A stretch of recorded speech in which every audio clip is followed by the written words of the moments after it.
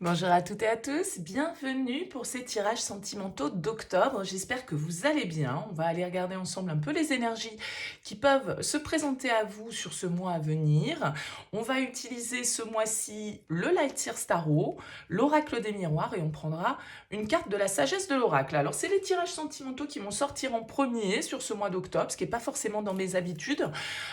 Si vous me suivez, je pense que je vais changer un petit peu mes formules de tirage, on va dire d'énergie générale. Je vais peut-être les orienter un petit peu différemment. Je ne sais pas encore exactement comment je vais procéder, donc je vous en dis pas plus puisque je n'en sais pas beaucoup plus non plus. J'ai envie de changement. On va voir un petit peu comment ça va se répercuter dans les vidéos. N'hésitez pas surtout, bien évidemment, à me faire vos retours quand j'essaie d'effectuer quelques changements et notamment là les tirages sentimentaux comme celui de septembre. Je ne l'ai pas fait comme d'habitude. Je garde ce format-là. Dites-moi, ça vous plaît pas. C'est pour vous, bien évidemment, que ces tirages existent. Donc, n'hésitez pas à être en toute bienveillance, bien évidemment, à me dire un petit peu ce que vous en pensez. Alors, gardez bien à l'esprit que ça reste un tirage général, comme d'habitude. On ne pourra pas parler à tout le monde. Allez voir votre signe ascendant, allez voir votre signe lunaire. Ça peut vous apporter une lecture complémentaire. Et puis, si vous souhaitez qu'on échange ensemble par le biais d'une guidance personnalisée, vous avez mon mail en bas de cette vidéo, lililataro@yahoo.com. Alors, je fais toujours une approche préalable lorsque vous me consultez pour la première fois. Je regarde un petit peu, en fait, si ce qui ressort dans le tirage pour voir si je capte bien vos énergies actuelles. Donc, surtout dans votre mail, ne me donnez que prénom, date de naissance et le domaine. C'est pro, c'est sentimental, c'est financier. Ne me posez pas de questions parce que des fois dans vos questions il y a déjà des éléments de réponse sur la situation actuelle et je préfère partir d'une page vierge. Donc restez le plus large possible. Prénom, date de naissance des personnes qui sont concernées et le domaine. Et après je reviens vers vous bien évidemment pour vous expliquer mon fonctionnement. Voilà pour le préambule. On passe tout de suite au tirage.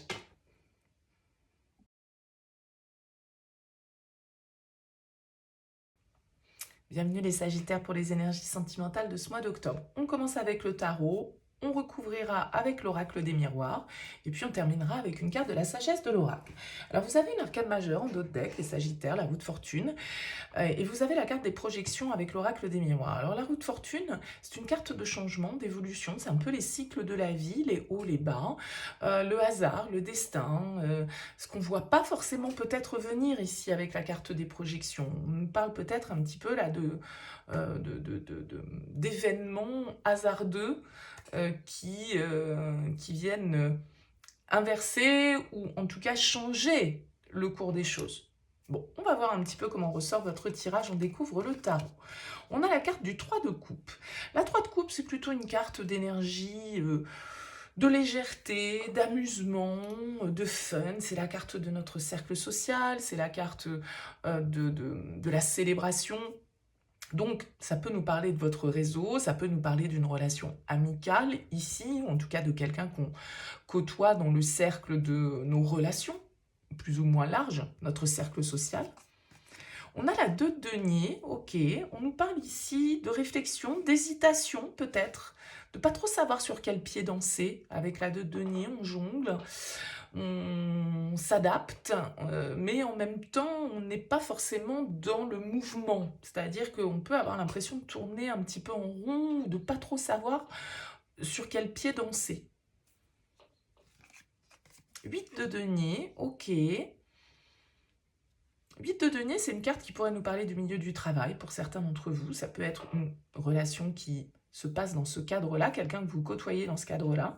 La 8 de denier, en tout cas, elle va nous dire qu'on est focus, pas forcément préoccupé, mais en tout cas, ça prend toute notre attention avec la carte du 8 de denier.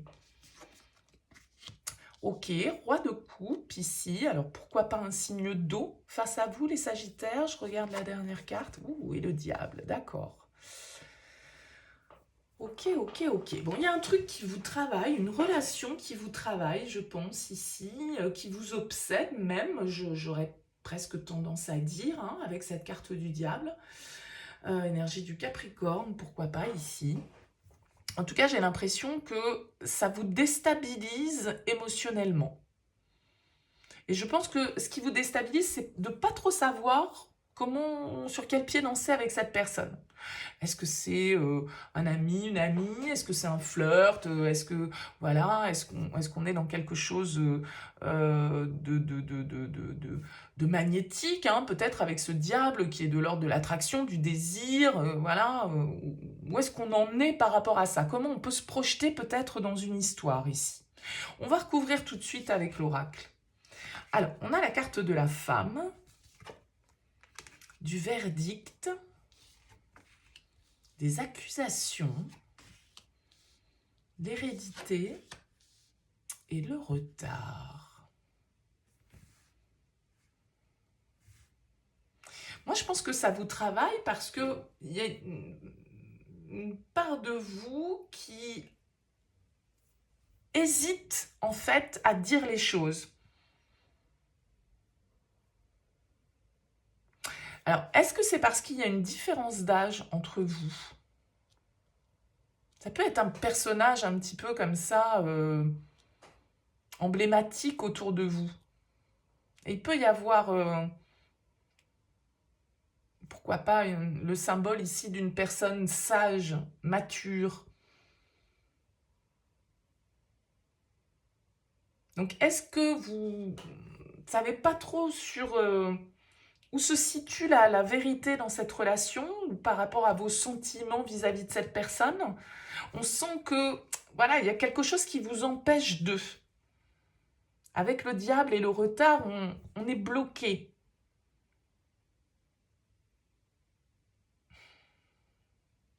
Peut-être parce qu'on a peur du regard des autres ici. On a peur aussi si on est dans l'environnement du travail et que cette personne, par exemple, elle pourrait représenter quelqu'un qui vous domine, entre guillemets, en termes de hiérarchie. Bon, voilà, on peut avoir peur un petit peu de ce qui se dit autour. Comment une personne qui compte beaucoup pour vous ici pourrait prendre cette relation? Ça peut être à l'inverse, vous voyez? Et donc, du coup, on n'ose pas vraiment laisser libre cours à ses désirs. On hésite, on se retient, on ne se sent pas libre d'eux. Ça peut être par rapport à un père, par rapport à un frère, par rapport à un ami, quelqu'un qui vous est proche et où vous avez peut-être... n'osez pas, comment dire, vous montrer peut-être tel que vous êtes ou avec vos ressentis. N'osez pas livrer vos émotions.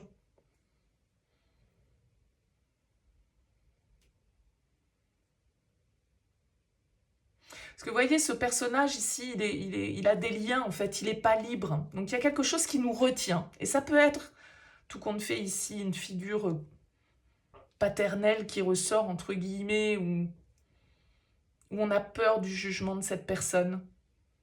On a peur de ce que ça va impliquer derrière comme changement. Et on a du mal à voir justement comment ça va se passer.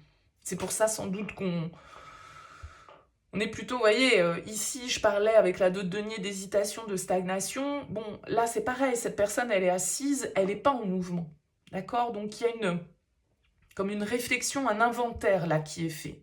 Qu'est-ce que ce changement ou cette relation va m'apporter de constructif? Quels vont être les aspects négatifs si je dis les choses? Bon, je sais pas, il y a quelque chose de ce type. Alors j'imagine bien que ça va pas parler à tout le monde, hein. Bon, si vous me suivez, vous savez que je suis assez ciblée dans mon tirage. C'est vrai que je pars pas trop dans 50 000 directions. Donc, c'est vrai que forcément, ça réduit le champ des possibles. J'en ai bien conscience, mais voilà, c'est mon fonctionnement. Alors, on a tout ce qui brille ici. Vous voyez, il y a une idée de porter un masque. Il y a une idée de... un peu ce verdict ici qui doit être posé. Mais en même temps, cette hésitation. Parce qu'on a peur de faire tomber les masques. On a peur de ce que ça impliquerait peut-être vis-à-vis de notre entourage, vis-à-vis de notre famille. Comme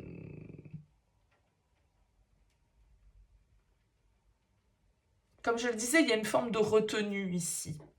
Tout ce qui brille, c'est la 16, la tour dans le tarot, qui a une idée un petit peu de vérité, de révélation. Peut-être justement de se libérer de certains conditionnements qui nous empêchent de vivre pleinement. Voilà, on peut être sur quelque chose d'un peu plus philosophique, sur le principe. On est sur l'émotionnel, donc sentimental. Bon, bah, tout compte fait, si vous avez personne dans votre vie, ça veut dire que là, c'est peut-être plus un tirage qui nous parle de votre vie intérieure et de certains conditionnements, de certaines croyances dont vous devez vous libérer, qui vous viennent du passé, qui vous viennent ici d'une peur d'être jugé, d'être montré du doigt, d'être vous-même, de vous montrer. Vous voyez, là, il y a un personnage qui a les yeux fermés. Bon, il y a une forme c'est bas les masques, quoi. Je dis les Sagittaires. Bas les masques, mais ça peut être vos propres masques. Ou les masques sur une situation, une relation, comme on l'évoquait tout à l'heure. À vous de me dire, en tout cas, laissez-moi un petit mot, un commentaire sous cette vidéo pour me dire comment ça vous aura parlé. C'est toujours intéressant pour moi d'avoir vos retours. Merci en tout cas pour votre écoute. Je vous dis à bientôt.